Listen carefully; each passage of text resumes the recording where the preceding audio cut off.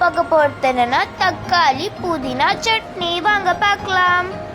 ஒரு வானல் எடுத்துக்கோங்க. இதில் நாம் கொஞ்சமாக எண்ணெய் சேர்த்துக்கலாம். அதுக்கப்புறம் கடலை பருப்பு இதில் நம்ம சேர்த்துக்கலாம். அப்புறம் இதை நம்ம மிக்ஸ் பண்ணிக்கலாம்.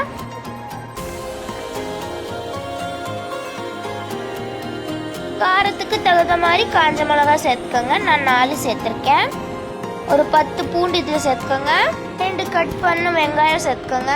1 கட் பண்ண டொமேட்டோ சேர்த்துக்கோங்க. இதில் நம்ம கொஞ்சமாக புதினா சேர்த்துக்கலாம்.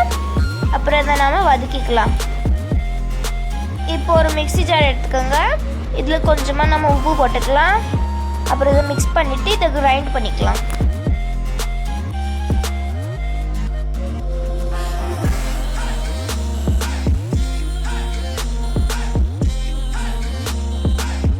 இப்போ திருப்பி ஒரு வானல் எடுத்துக்கோங்க. இதில் கொஞ்சோண்டு எண்ணெய் சேர்த்துக்கோங்க. கொஞ்சமாக கடுகு, கொஞ்சமாக ஜீரகம் சேர்த்துக்கோங்க.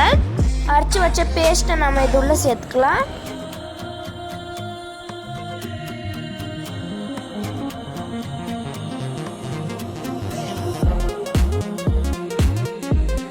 அப்புறம் இதை நம்ம நல்லா மிக்ஸ் பண்ணிக்கலாம்.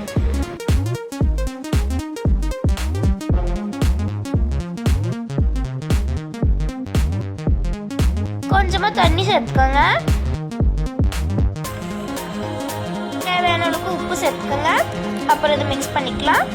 அவ்வளோதான் கைஸ், இது ரெடி ஆயிடுச்சு. இட்லி தோசை கூடலாம் தொட்டு தின்னலாம்.